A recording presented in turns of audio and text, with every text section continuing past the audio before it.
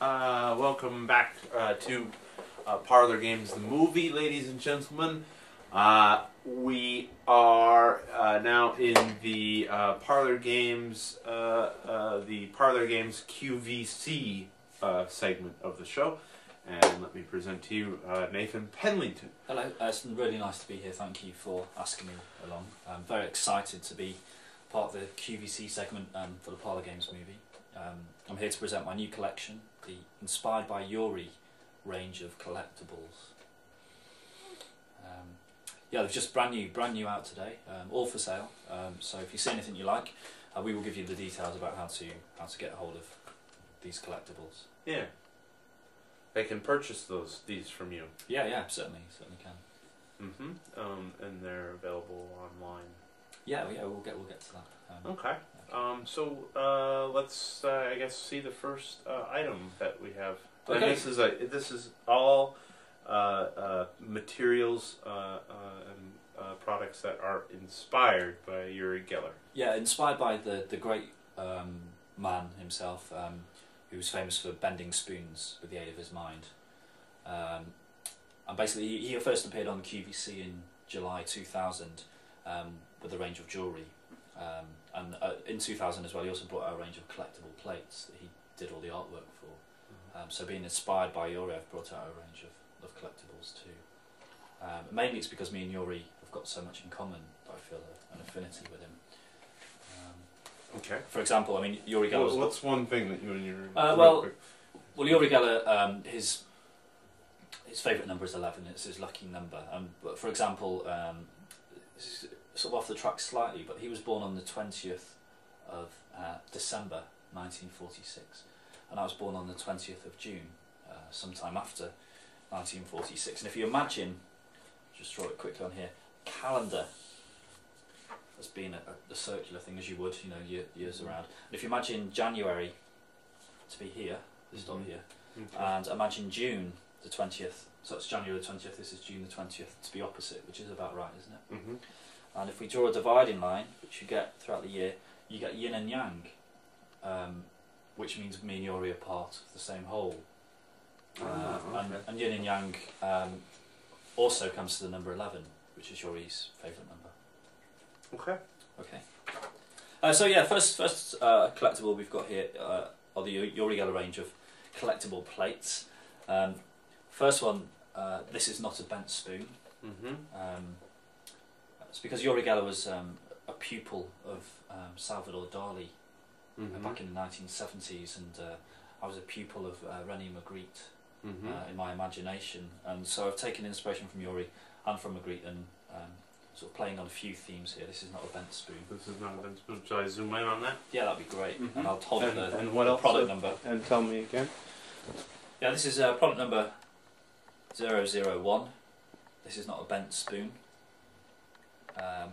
This is produced on a 18 by 18 centimetre high pressure moulded plastic plate, sort of standard dimensions, and each one has been hand drawn, hand painted by myself using black Sharpie ink, and then air dried in natural oxygen for at least 5 minutes to make the design permanent. That is to say, I mean, these are for collectible and display purposes only, and they are not microwave or dishwasher safe. So that's number one. It's not a bent spoon. And this one is number 2. Okay. Which is like a tiny drop of tear. This one's got a magnifying glass, and it's looking at a molecule, the drawing of a molecule, which has got a tiny drop of tear coming off it, which takes its inspiration from Yuri's song "I Cannot Answer You," which is a beautiful lament to madness, really. There's a line in it, like a tiny drop of tear that's fallen off the eye of a molecule, and so that's what this one is. Ah, brilliant. Binary numbers. Yeah. What do you think? I mean, do you think the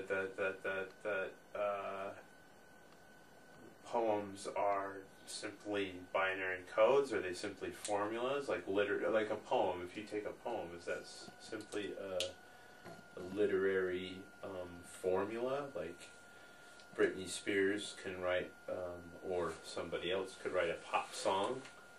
That would just be a formula, so it's just automatically catchy, no matter what. There is some new technology, though, isn't there, that have been developed, and a lot of recent hit singles have actually been written in that way. Mm-hmm. And basically, you type in the artist's name Mm-hmm. on one word that you would like in the song, and then it just generates the song automatically.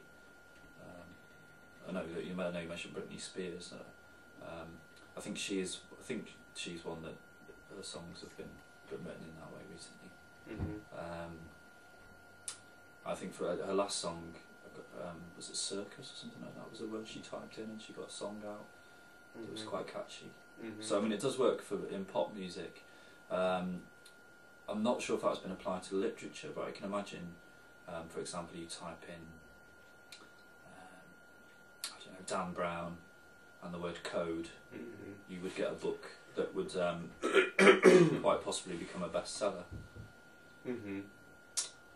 You just type them in. You're typing them into your computer. Yeah, it's just a software program. So you type in an author's name, and one word, just one word. That's all you need, and it will produce a book of whatever length that you want. That's amazing. I mean, it's in development. It's been, like I say, it's been used for pop music. It's just about to. They are trying it out now with literature. So, like we, the little people of literature and art and so on, wouldn't even need to, we won't even need to do anything. Well, no. If we sat down to write a poem, we don't even need to do anything. We just... You hear that, ladies and gentlemen? Well, we would have to do a little bit, in that we'd have to type a name in, either our own name or somebody else's name, and we'd have to think of that one word, and that's the difficult bit.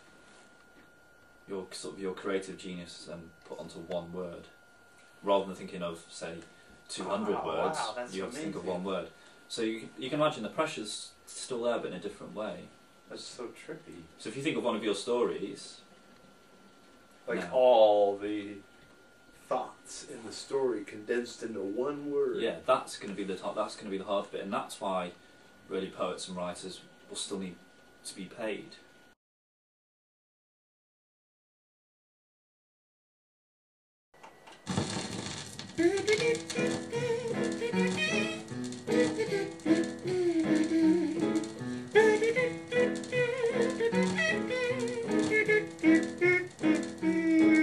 Won't you come into our parlour, said young Pennington to Guy.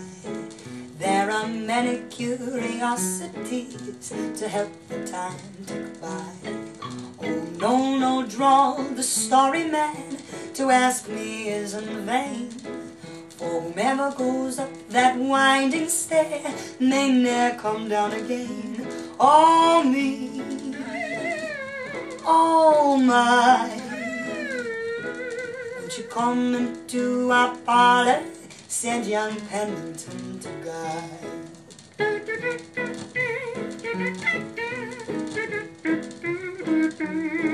Said young Pennington to Guy, dear friend, whatever can I do to attest the warm affection that I've always felt for you? Oh no, no, drawled the story man.